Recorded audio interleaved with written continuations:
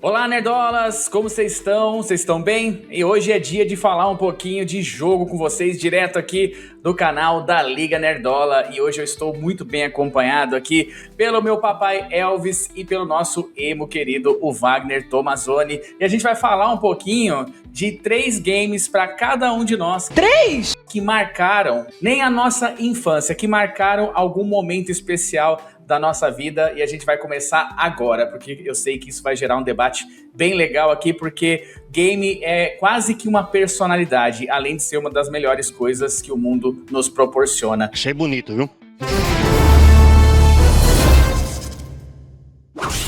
Então, vamos começar. Eu acho que já dá pra gente levantar a primeira lebre aí, sem ordem, sem querer dizer que é o melhor game que a gente já viu na vida. Não é isso a ideia. A ideia é um jogo que marcou a gente de verdade em algum momento, tá bom? Quer começar, Elvis? Vamos lá, tem que começar pelo preto, né? Então vamos lá. O meu primeiro... o jogo tá no meu terceiro lugar aqui. Cara, esse jogo eu joguei demais. É aquele jogo que gerou bolha no dedão. The King of Fighters 97 da SNK. O meu trio de ouro é o Yori, é o Kyo e o Benimaru. Eu também jogava muito com o Terry.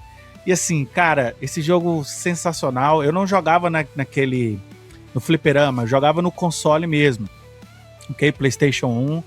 E, cara, toda aquela história do Orochi, todo o design dos personagens, o Yori Agami, um dos melhores personagens no sentido do design, né? A própria lore também do personagem é interessante. Joguei muito com o meu primo era um monstro, metia porrada em mim direto. Eu tentava jogar contra o cara, mas não dava. Ele sempre me derrotava. Eu nunca fui aquele nerdola top em jogo, sempre fui o lanterninha de tudo. Mas eu sempre adorei jogar, então criava bolha no dedo aqui. The King of Fighters, inclusive, é mais influente na minha vida do que o próprio Street Fighter.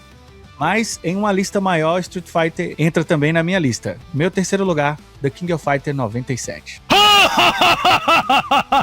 Cara, eu achei interessante, comentando um pouquinho, né, sobre a escolha, porque... Se eu fosse colocar, por um acaso não me ocorreu de colocar algum jogo de luta, que joguei bastante, mas sempre entendi como um jogo mais casual, então acho que por isso menos marcante, mas eu certamente colocaria ou Street Fighter ou Mortal Kombat acima, até Tekken também, que eu joguei bem mais. E fiquei com a dúvida, só no console ou você jogava bastante? Porque jogo de luta é clássico de fliperama, né? Joguei bastante também no fliperama, mas... Não tinha fliperama onde eu morava. Não tinha. Era só o console mesmo. E aí, era o que tinha pra jogar. Tinha muito Street Fighter e Mortal Kombat. Era febre também. Mas, cara, o Yori Agami, sei lá, tipo... Eu fiquei encantado pelos cabelos vermelhos do personagem. Aquilo ali me encantou de uma forma que The King of Fighters fez... Eu joguei mais The King of Fighters do que Street Fighter. E eu comentando sobre essa era, eu me lembro muito dessa época que eu não comia na escola para usar o dinheiro do lanche para gastar no fliperama no bar, né?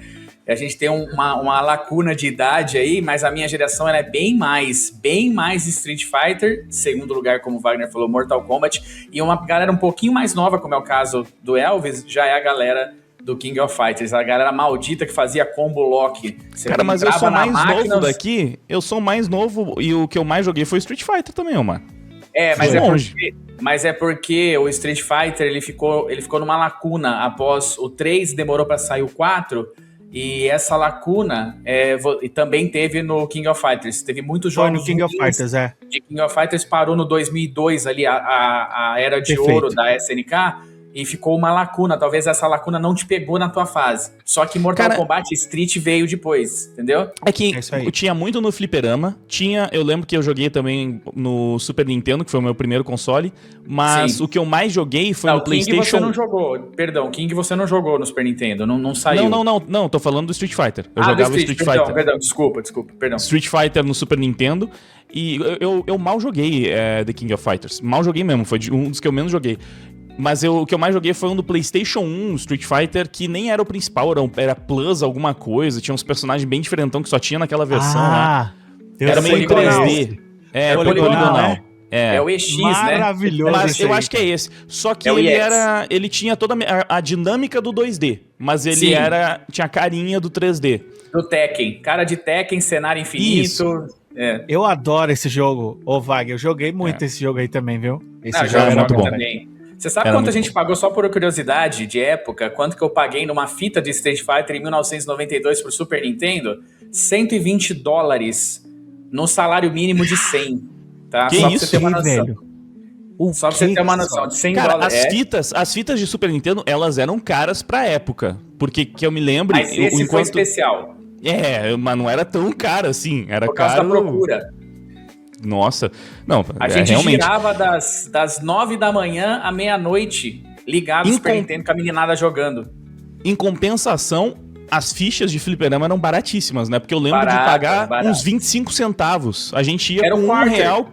Hã? Era o quarter. Um quarter, né? 25 centavos de dólares era o preço de uma ficha. Era o quarter. E era o mesmo preço aqui no Brasil também. Era o mesmo 25 preço. Centavos. E aí você conseguia com R$2, você jogava bastante no fliperama. Hoje em dia, com R$2, talvez você consiga comprar uma ficha. Tomava uma maçãzinha e comprava uma batata em conserva, às vezes, do bar. Cara, é loucura, né? Porque o fliperama virou uma coisa bem gourmetizada. Era bem popular antigamente. E aí, hoje em dia, é um negócio gourmet que você só encontra em shopping e é caro pra caramba pra jogar dois joguinhos ali. Ô, Wagner, o fliperama tinha cinzeiro, cara. Você tem noção que na máquina tinha cinzeiro pra você fumar jogando, cara? Pô, isso não é raiz. Eu não vivi isso aí, cara. Eu não vivi. Lá na cidade que eu morava, no interior do Nordeste, não tinha. Tinha alguns locais assim, mas era muito afastado de onde eu morava em si. Pra mim, já era uma coisa meio de praia. Nas praias tinha sempre... que ninguém levava o videogame pra praia, ou era incomum, né? Você não tinha nem TV na praia, então era um programa que... era normal, no centro da praia sempre tinha 2 fliperamas e era baratinho. Então, no verão, pelo menos, eu jogava bastante. Bom, já vou aproveitar que eu tô falando, puxar aqui o terceiro da minha lista e vou num clichê. A gente já pegou primeiro uma geração mais antiga de console, eu já tô indo pra um do PlayStation 2, foi Shadow of the Colossus. Esse jogo, ele foi incrível, mano, foi revolucionário e eu lembro perfeitamente até hoje que a primeira vez que eu vi ele, nem foi jogando, foi o meu vizinho que tinha comprado esse jogo, ele viciado também em videogame, e aí ele mostrou, cara, você tem que ver esse jogo aqui, ó, é incrível, os gráficos dele, e aí ele me mostrou o jogo, e eu fiquei tipo, que isso, olha esse cavalo se movimentando, cara, foi uma coisa surreal, eu lembro perfeitamente que o avanço gráfico pra época do PlayStation 2 foi de outro mundo, assim. A movimentação foi o que mais me chamou a atenção. Hoje em dia, se você olha porque esse jogo foi remasterizado várias vezes, né? E existem versões que são super atuais, até hoje você consegue jogar ele com uma beleza gráfica bem atual. Mas o do PlayStation 2, você vai ver, ele é um tanto poligonal, mas pra época foi disruptivo, assim. Foi um negócio de outro mundo. E o que me chamou muito a atenção foi como a movimentação dos personagens era real e orgânica. Era um jogo muito à frente do seu tempo. E muito diferente também, porque geralmente os jogos eles têm essa dinâmica de ter os minions que você precisa sempre enfrentar antes de chegar num boss. E esse jogo é só boss, né? Você só exploração, anda pelo mapa até encontrar o boss e vai direto enfrentar ele. E uma mecânica muito específica para cada boss que você enfrenta, cara... Esse jogo é pura obra de arte, né? Então não tinha como não estar na lista, pelo menos de um de nós, acabei colocando aqui. E foi sensacional, né? Um jogo que até hoje vale muito a pena. E um jogo... Eu lembro que... como é o nome do criador desse jogo? Ele é super famoso, né? Mas eu sou eu ruim esqueci. Tá pra lançar um jogo agora que é Steampunk dele. Eu esqueci o nome, que ele fez o Ico também, né? O Last Guardian. E esse cara, eu sei que ele fez muitas coisas pra conseguir condensar, fazer com que esse jogo fosse rodável no PlayStation 2 ainda, né? E o jogo acabou sendo menor do que ele gostaria, mas... Fumito Ueda, é esse? Fumito Ueda, é esse aí mesmo. Isso aí. É uma lenda realmente, né? Porque o que ele fez com esse jogo, nessa geração, estando tão à frente do seu tempo, é incrível. Eu acho que o Wagner também, o que deve ter tocado em você, porque você é uma pessoa muito musical. E esse jogo, ele é quase que um game... que a parte musical é muito importante. Além de ela ser emocionante, ela é muito importante. Acho que é o primeiro game que a música te emociona, porque o game não te conta muito a história. A história vai sendo contada de acordo com o gameplay, né? E é um dos jogos que encampa ali a frase, né? Morra herói ou viva o bastante para se tornar o vilão. Quem jogou o jogo sabe exatamente que A história é exatamente essa, né? Um jogo maravilhoso, né? Não tem nem o que falar. Mesmo ele tendo uma jogabilidade bastante imperfeita, mas faz parte do jogo. A jogabilidade imperfeita, travada às vezes, faz parte do jogo, né? Você controla um personagem que é muito mais fraco do que os inimigos ali. É interessante. Sim. É tipo Souls-like? Não chega né? a ser. Não chega a ser. Não único. chega a ser. É muito único, é muito único. É que foi antes do Souls-like também, né? Eu acho, não sei se teve algum... Não, teve alguns Souls-like antes, mas eu acho que ele encampou um pouquinho a era pós-hack and slash do God of War ali. Ele pegou aquela coisa que já tinha os Devil May Cry, já tinha esses games, ele foge disso, porque quase você não dá espadada no jogo. São poucos golpes que você usa. Ele usa muito... Devil May Cry é considerado um Souls-like?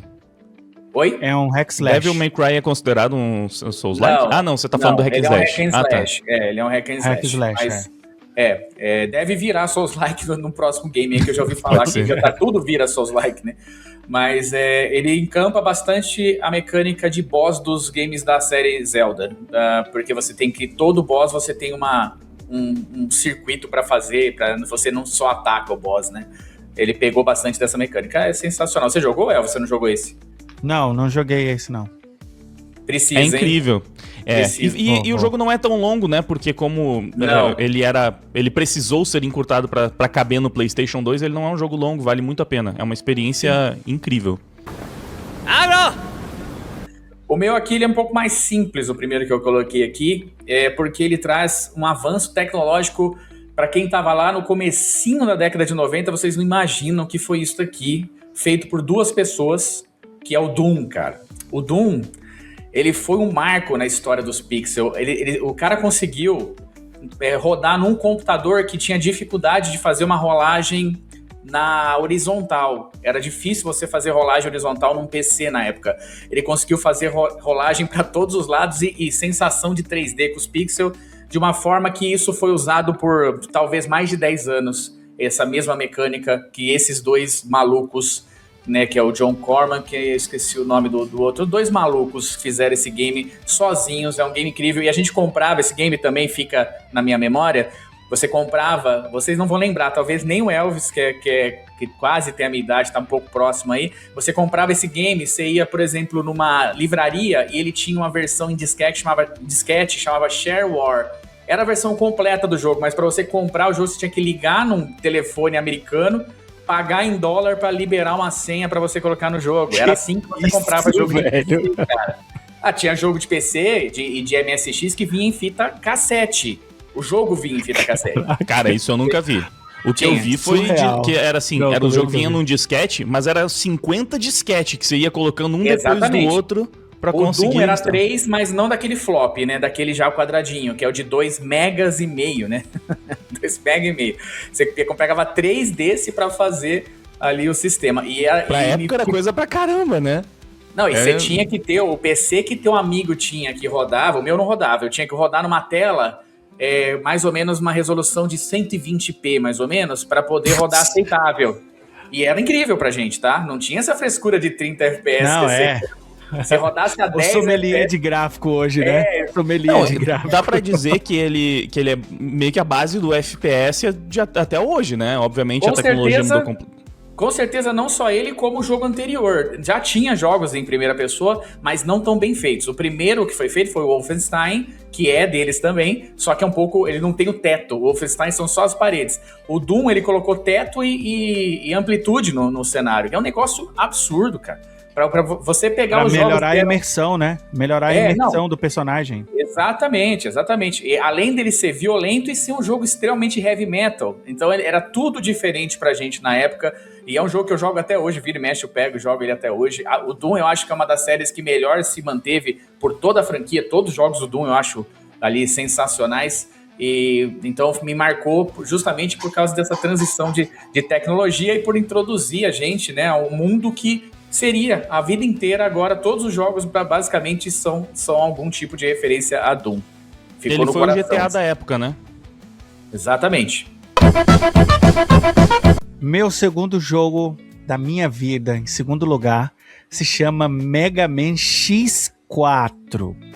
Eu joguei os outros Mega Man X, mas esse X4 foi aquele jogo que não saía da minha cabeça. Todo centavinho que eu pegava era para jogar ali, entendeu? O Mega Man X4 já tinha um efeito 2D diferente, né? Já era ali pro PlayStation 1. E, nossa, cara, que jogo lindo, a apresentação muito interessante. E é o primeiro Mega Man que a gente joga de fato com Zero. E assim, por mais que eu seja fã de Mega Man, eu sou fã do Zero, na verdade. É louro, né? Eu gosto de louras, tu gosta de louro, eu gosto. Então, cabelão, né? Eu falei assim, esse cara aqui é massa. Não, sério, eu adoro mesmo o Mega Man X4. Já zerei com o Zero, zerei com o Mega Man com a roupa, o Zero com a roupa preta, Mega Man com sabe, todas aquelas coisas que tinha, que você fazia ali antes de começar. Sensacional o jogo. Todos os vilões são interessantes. Até hoje eu jogo. Eu até comprei um Mega Man aí no PS5, uma Collection, Mega Man Collection, que tem vários Mega Mans X, e jogo até hoje. Jogo sensacional, Mega Man X4, segundo jogo aqui da minha lista. E difícil, né? Joguinho difícil. É uma marca da franquia, né? Os jogos do Mega Man geralmente são jogos difíceis. Uma curiosidade é que eu conheci Mega Man pela animação, não foi pelos jogos. Tinha uma animação, acho que passava no SBT ali nos anos 90. Ele é ferro e fogo. Tinha vários personagens. Essa aí, exatamente. É puro aço, Mega Man. Isso. Essa animação eu achava sensacional, adorava o personagem pela animação. Nem sabia que era um personagem de um jogo. Pra mim era o personagem do desenho, depois que eu fui descobrir. Caramba, tem jogo do personagem daquele desenho. Aí eu fui jogar e cara, é legal demais. É um grande clássico, né? Realmente. Eu jogo Mega Man também até hoje, eu ainda de vez em quando eu pego. Meu preferido não é o X4, o meu preferido é o Mega Man 2 do Nintendinho. Eu acho o melhor de todos da franquia, mas o Mega assim, Man ainda dá aquele poliancinho, né? Mega Man ainda rústico e muito bom, muito bom. Inclusive o Mega Man 6 ou 7, que foi feito pro PlayStation 3, ele tem o gráfico do Nintendinho. Ele não tem gráfico moderno. Eles fizeram uma versão retrô, né? Mas Mega Man X4 foi o primeiro da era 32 bits. O Mega Man X2, o X1, X2, X3 são exclusivos do Super Nintendo, que são bons também. Muito bons. Excelentes games. Mas o X4, ele já evoluiu alguma coisa e já trouxe, né? Tem as animações no começo, né? Do anime japonês. O anime, exato. Então já é muito legal. Mega Man, aliás, o Wagner falou de Souls, o criador de Dark Souls, do Demon Souls, o primeiro, né? Ele era um grande entusiasta de Mega Man e de Punch-Out do Nintendinho, que é aquele jogo de boxe, sabe, né? Olha isso. Que ele fala que a inspiração de Souls pra ele, da saga, não é nenhum RPG, não. Não é Kingsfield, esses games antigos de PlayStation, não. Ele fala, é Mega Man e o Punch-Out, que é um jogo de boxe, que é o Mike Tyson Punch-Out. Fica a curiosidade aí pra galera. Ainda bem que o Dr. Light criou uma robô empregada. Assim eu terei mais tempo para me dedicar a ser uma robô heroína. Sem querer ofender, Ro, mas acho melhor você continuar arrumando a casa. Machista! Meu segundo game vai pra uma linha diferente do que a gente tá comentando aqui, mas acho que precisava ter pelo menos um representante da classe. Que tem tantos, mas assim, o mais marcante da minha vida, sem dúvida, foi Tibia, né? Eu tô falando dos MMORPGs aí, aqueles jogos desgraçados que consomem a sua vida. Eu já criei uma regra pra mim mesmo. Eu não começo mais a jogar MMORPG porque você facilmente se vicia e deixa de viver a sua vida pra começar a viver essa vida dentro do RPG. E Tibia foi isso, foi um marco pra mim. Eu lembro que na 7ª série eu fiquei extremamente viciado. É um perigo pras crianças realmente, porque fica difícil estudar e se concentrar na escola quando tudo que você quer é viver a sua vida medieval ali, ou que seja, né, a ambientação desse personagem. Fica tentando upar de level, conseguir itens mais poderosos, conseguir subir o nível de monstros que você está enfrentando, poder explorar novas áreas do mapa. E Tibia é um jogo muito bizarro, porque era extremamente simples na época, já tinham jogos com gráficos incríveis, e ele com aquele jogo com gráfico, sabe, ultrapassado já, acaba sendo cativante, sei lá, foi um jogo que viciou muita gente ali na minha geração. Eu cheguei a jogar outros MMORPG depois disso, Moon Online, mais recentemente o Ragnarok até. Não joguei tanto Ragnarok na época, eu joguei ele bem depois, mas foi um jogo que também, né, pegou muita gente. No meu caso, de qualquer maneira, o meu vício mais intenso foi com Tibia. Depois eu consegui me desligar mais rapidamente dos outros MMORPG que eu fui viciando. E o Tibia, ele tinha uma coisa também. Hoje em dia acho que mudou completamente, né? Eu vejo o Tibia hoje, totalmente outro jogo. Mas ele era um jogo muito punitivo também. Muito mais do que os outros RPGs que eu joguei, que eram contemporâneos ao Tibia. Cara, sério, você passava meses pra conseguir subir um level e quando você morria, às vezes você perdia 2 numa tacada só, instantaneamente. Eu lembro que eu passei meses tentando farmar o gold ali do jogo pra comprar uma armadura que eu tava precisando, querendo upar ela. Na primeira missão que eu fui fazer, que eu fui invadindo uma caverna, tinha um PK, né, um outro player que tava jogando no PVP ali, que me matou, eu perdi também o meu item. Então você perdia num instante meses de progressão dentro do jogo. Era muito, muito frustrante. Você sentia a morte de verdade naquele jogo. Então foi extremamente marcante. Pro bem e pro mal, foi um jogo que me marcou muito. Jogou algum MMO, ou Elvis? Não tinha tempo. Não tinha tempo. Não tinha tempo nem condição. Eu só tive console mesmo depois que eu fiquei velho. Não tinha condição em casa. Tinha na minha lan house, o Wagner, tinha uma galera que ia lá jogar Tibia, eu queria matar a galera, porque eles quebravam a corrente, né? Porque a corrente era jogar CS 1.5 na época, 2002 isso aí. Jogar, que deve ser a época que você jogou, talvez. Sim, deve ter mais, por aí. Bem no começo do Tibia aí. Não, foi depois. Eu joguei um pouquinho depois. Mas 2005, acho, por aí. E eu não me conformava. Eu falei, essa molecada desgraçada jogando um jogo que é praticamente feito no Paint, né? Que é de BMP. Sim. O gráfico do jogo. Você não vê nem o hit, você não vê a espadada do bicho, só sai o dano, só sai o número. Assim. Exatamente. Não é? Esse era o time. Aí eu falava, você não acredito que a molecada tá gastando aqui minhas horas de CS pra jogar isso aí. Aí eu comecei a jogar também. Aí joguei... Você jogou Tibia? Também joguei Tibia, joguei Mu pra caramba. Inclusive, eu tinha servidor de Tibia. Eu tive um servidor grande. Tinha mais de 1.700 pessoas que jogavam no meu servidor de Tibia. Caraca, então, velho. E o Tibia, ele tinha uma coisa que ele tinha o chat do Tibia era muito bom pra você conversar. O chat era bom. Na época tinha... O MSN tava no começo e, cara, muitas vezes eu passava mais tempo conversando dentro do Tibia, com os amigos do Tibia, do que nos outros jogos. Porque esse layout super simples dele facilitava essa dinâmica de chat, que tinha várias abinhas abertas, você trocava de uma pra outra, bem simples, e o chat tava sempre aberto. Os outros MMORPG, como a tela tinha que estar sempre toda cheia pra você jogar e ter a experiência, o chat era muito mais complexo, você tinha que abrir ele, aí você travava o jogo pra conseguir mexer nele. Na mesma aba, né? Tinha que ficar prestando atenção, a mensagem aparecia, subia, você perdia. Era mais complicado. Mas eu acho que e hoje eu uso isso que você falou. Eu não jogo mais MMO porque é escravizar demais, não dá. Você fica muito preso num jogo só. Eu nem passo perto. Eu sei que tem um monte de MMO saindo, mas não dá pra mim, não. Eu jogo single player mesmo. Cara, o último que eu joguei foi um coreano. Cara, como é que é? Lost Ark. Que muito legal, muito Lost Ark. Aí, ó. Joguei Lost Ark. Foi o último MMORPG que me pegou ali, me prendeu por um tempo e depois que eu saí, tipo, já deu, não tem mais como. Já deu, né? Minha última experiência, Tem que editar vídeo, né? Isso, tem que gravar. Que coisa que a gente arrumou pra cabeça, né? Mas eu joguei, mistura de Cabal com Diablo aí, foi bom, esse Lost Ark aí, foi bom. E já vou pro próximo meu também, né? Aqui eu vou trazer mais um game que marcou não só uma geração, como ele criou um subgênero. Eu adoro game que cria subgênero. Vocês perceberam que eu falei do Doom, agora eu falo de Castlevania Symphony of the Night, né? Foi o primeiro Castlevania... Não, sensacional.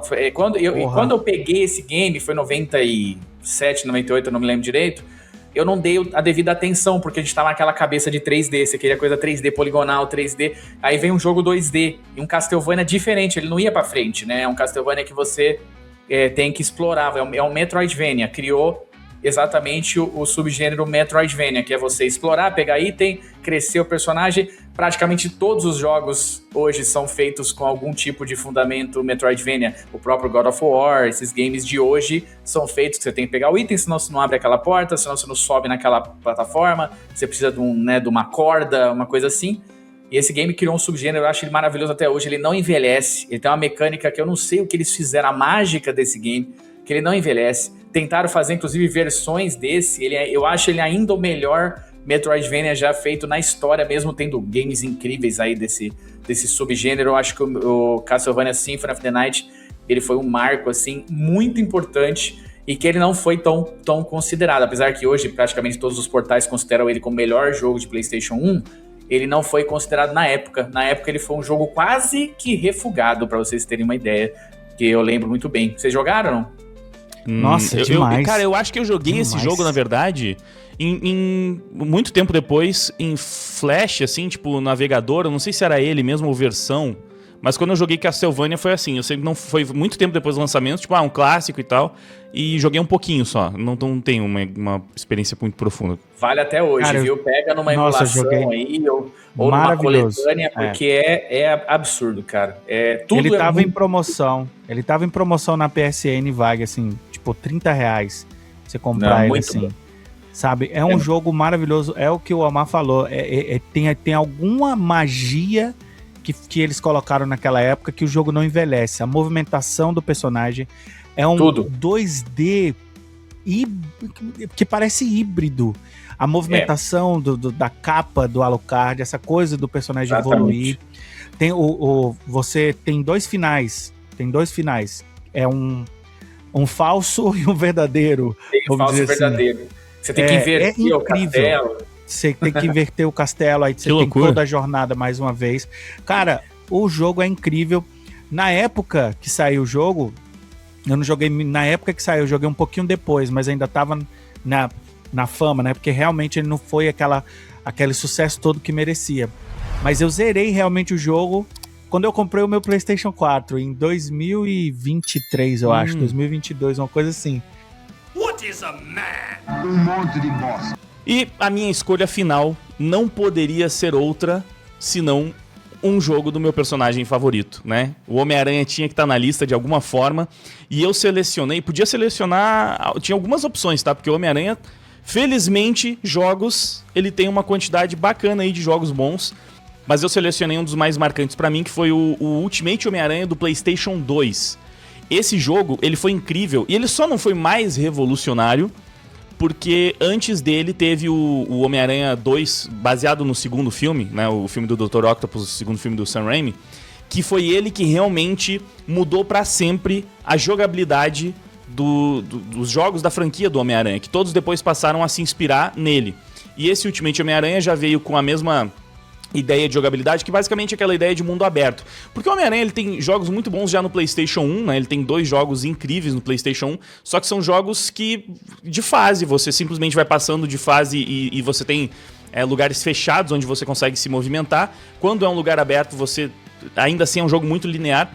O Homem-Aranha 2, ele já trouxe essa ideia de mundo aberto. É basicamente GTA, que precisa ter uma menção honrosa, a gente já citou ele anteriormente, mas obviamente foi um jogo também que mudou a história da indústria dos games, e muitos jogos começaram a se inspirar em GTA, e o Homem-Aranha foi um desses jogos. Então você tinha uma Nova York em mundo aberto, onde você podia balançar de teia por toda ela, e esse jogo, ele foi revolucionário porque ele começou a trazer aquela ideia de gráfico inspirado nas HQs.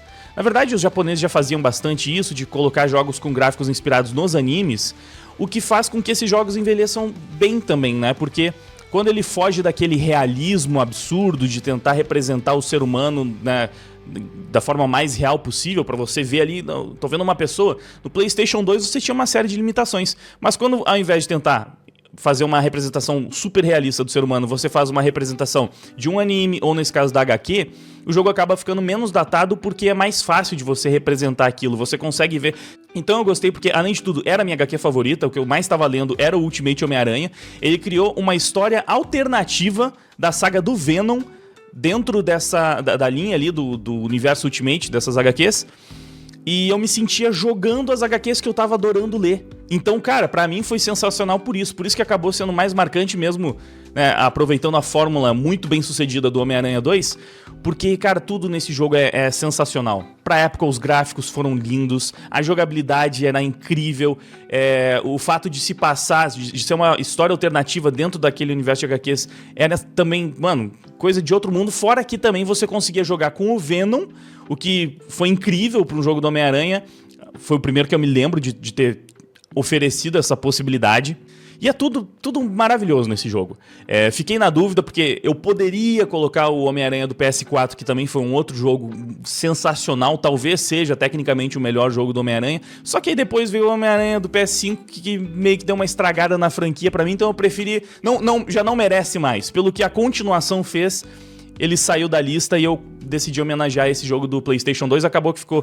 Eu coloquei 2 jogos do PlayStation 2, queria até dividir melhor, né, na lista as gerações dos consoles que eu joguei, mas cara, não tinha como fugir desse jogo do Homem-Aranha. Tem vários outros bons que saíram depois também, mas esse jogo tem um lugar especial no meu coração. Eu vou deixar aqui, inclusive, uma pergunta pro Elvis, porque quanto tempo que ele demorou pra descobrir que o Alucard era Drácula ao contrário no Castlevania. Eu confesso que eu joguei todo o Castlevania depois que eu descobri que era o nome, era Drácula ao contrário. Cara, na verdade eu acabei de descobrir neste momento que era Drácula ao contrário, eu não sabia dessa informação. Que curiosidade. Pois é. Tô me sentindo burro agora por não ter descoberto isso antes. É tipo que a isso? Galera que não sabia que o símbolo do Carrefour era um C, né, e não um alienígena, né? Essas coisas assim que a gente descobre de toquinha, depois. né? Um alien de toquinha de Natal. Pode crer. Bom, a minha escolha é mais ou menos parecida com a do Wagner, só que é um jogo muito melhor. Tô brincando, né? Mas aqui, ó. Que é o Arkham City, cara. E eu explico por quê. O Arkham City, ele também é um criador de gêneros, mesmo ele não sendo o primeiro game da série, né? Ele é o segundo game da série. Ele teve o Arkham Asylum, né? Primeiro, depois tivemos o Arkham Origins e agora o Arkham Knight. E se fosse pela essa lógica da sequência, como o Wagner falou do Spider-Man, eu também não escolheria esse game. Porque o que fizeram com a franquia recentemente, com Gotham Knights e o Esquadrão Suicida... Não dá pra considerar, né? Não, o jogo acaba no Night, né? Eles falaram depois pra tentar pegar o hype do jogo, mas o Esquadrão Suicida nunca aconteceu, não é no mesmo universo. Eu me nego a acreditar nisso. E você pra mim a franquia continua intocável ali. Sim, e você pensar que o Esquadrão Suicida custou quase 6 vezes o que custou o Arkham City pra ser feito. É um negócio que hoje não dá pra entender onde eles enfiam o dinheiro. Mas ele criou um subgênero, ele melhorou... Ele pega muito do Homem-Aranha do PlayStation 2, principalmente o Spider-Man 2. Ele pega muito e ele incrementa com elementos de Metroidvania. E ele também cria uma fórmula no qual, no Spider-Man já da Insomniac, pega bastante da fórmula do Arkham City. Mas isso é interessante você observar, porque muita gente fala, porque o Homem-Aranha da Insomniac simplesmente chupinhou ali a fórmula da franquia Arkham do Batman. Mas a franquia Arkham se inspirou no Homem-Aranha antes, né? Porque esse Homem-Aranha do PlayStation 2 que eu falei, o Homem-Aranha 2, baseado no segundo filme, que já traz essa ideia de mundo aberto, que foi muito utilizada, ele foi lançado muito antes desses outros. Inclusive, o próprio Batman, não sei se o Omar chegou a jogar também, ele teve um jogo antes desse do Arkham Asylum, que foi também o Batman inspirado nos filmes do Nolan. Eu acho que era o Batman Begins mesmo.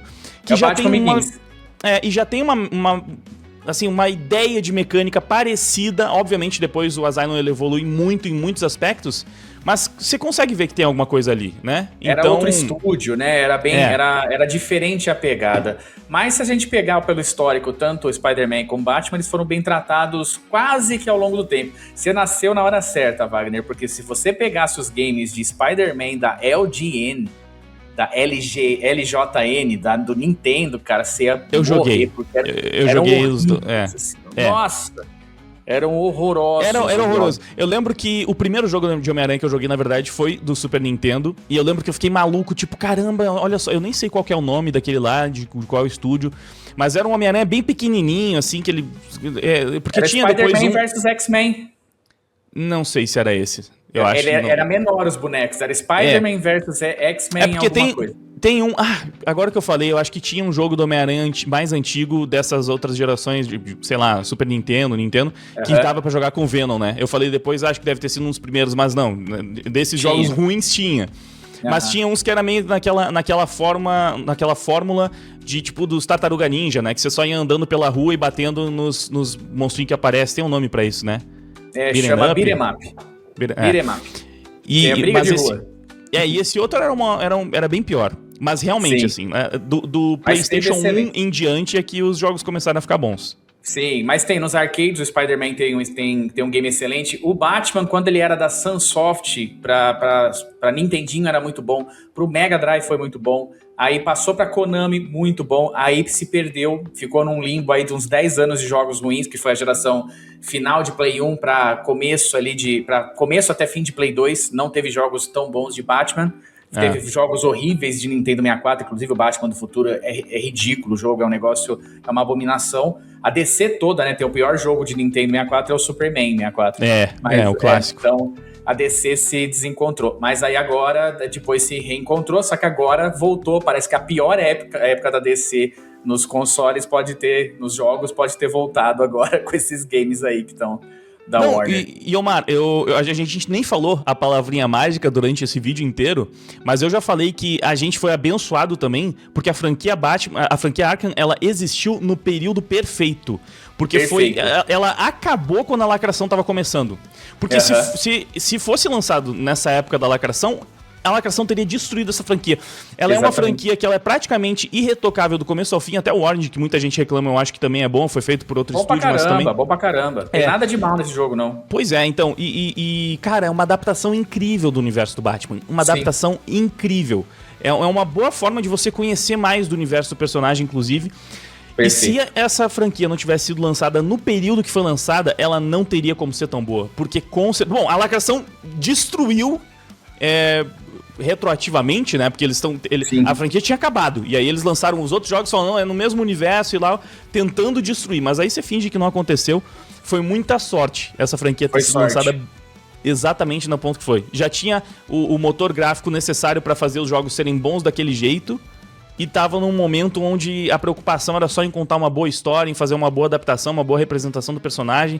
Inclusive, eu acho que a franquia Arkham é uma ótima inspiração pro Batman nos cinemas. Quer se espelhar em alguma coisa pra fazer um Batman diferente, um Batman com mais ação, mais quadrinhos? Se inspira na franquia Arkham, cara. Perfeito. Tem bastante cinemático pra fazer, pra copiar, perfeito. Inclusive, esse foi o único jogo que a gente, antes de fazer o vídeo, uma curiosidade de bastidores, né? A gente falou, vamos fazer aqui, selecionar 3 jogos. Foi o único que coincidiu, né? Que eu também, por pouco, não coloquei na minha lista. O Omar até falou, que a gente não vai se colocar nenhum jogo igual. Esse aí era pra estar na lista dos dois, então realmente... Mas eu acho que é na lista que a gente fez de jogos que querem dizer alguma coisa ou que marcaram uma época. Nos melhores jogos eu acho que a gente não vai bater nenhum, eu acho. A gente vai fazer ainda, mas nos melhores games da nossa vida eu acho que é muito, muito particular. É diferente, entendeu? É mais particular. Cara, mas acho que Batman Arkham City estaria na minha lista de melhores, cara. Porque o jogo é muito, muito bom. O meu que eu fiz hoje aqui não estaria, pra você ter uma noção. O Batman é fascista. Já. Eu vou encerrar esse vídeo, comecei a lista, vou terminar a lista. Vocês já sabem por quê, né? Eu sou preto. Próximo jogo, meu terceiro jogo dessa lista é The Witcher Wild Hunter. Esse jogo é maravilhoso. Eu fiquei completamente inundado, absorvido pelo jogo. Tinha vezes que eu só entrava no jogo pra jogar o Gwent. Eu ficava jogando o Gwent, procurando as cartas do Gwent, entendeu? Joguei em todas as dificuldades, me tornei o bruxo, um cara super poderoso, saindo, dando espadada em todo mundo. Cara, jogo incrível, um gráfico maravilhoso. Cara, as localidades desse jogo é um absurdo. O jogo tem já 10 anos e ainda é lindo. Maravilhoso esse jogo. E parece... né, que vai ter uma DLC pro jogo, uma nova DLC pra esse jogo, velho. Pra vocês terem ideia do tamanho desse jogo, vendeu não sei quantos milhões aí. E cara, esse jogo é lindo, inclusive tô jogando ele de novo, já limpei o pomar branco ali, o primeiro mapa ali. Sensacional, cara, The Witcher, The Wild Hunter é sensacional. E é até por eu gostar tanto desse jogo que eu fiquei tão puto com aquela série da Netflix. A gente não usou a palavrinha mágica aqui no vídeo inteiro, mas vou usar agora. A lacração destruiu o bruxo. Pronto, é isso aí. E eu queria só deixar registrada também uma menção honrosa, porque foi o jogo que eu mais zerei na minha vida, então super marcante, mas nem tem muito o que falar, é simplesmente um grande clássico também. Super Mario World, porque não podia faltar, né? Falar de games, não falar do Mario. é complicado. Pokémon também joguei pra caramba, né? Da Nintendo tem uma coleção aí de menções honrosas que poderia sobrar. Mas é isso, cara. Falar de videogame é difícil fazer a lista porque a gente selecionou só 3 jogos de cada um. Imagina quanta coisa ficou de fora que a gente queria ter falado aqui, né? Muita coisa. Mas se vocês gostaram, deixem nos comentários que a gente faz continuação disso aqui. Outros jogos marcantes da nossa vida. Ou como o Omar falou também, a lista dos nossos melhores jogos de todos os tempos. A dos piores também, por que não? Porque às vezes é divertido falar mal também. Os piores engaja mais, eu acho. É isso aí, então valeu aí pra todo mundo que assistiu e até a próxima aqui na Liga Nerdola. É isso aí. Muito obrigado, galera. Mais um vídeo, então, né? A gente promete trazer um conteúdo próximo desse, se vocês gostarem. A gente faz com melhores, com piores, como o Wagner falou. Bem legal. Se inscreva no Traje Cômico, se inscreva no canal também, Heróis e Mais, no Nerd Família. E a gente se vê aí no próximo vídeo. Valeu? Com certeza.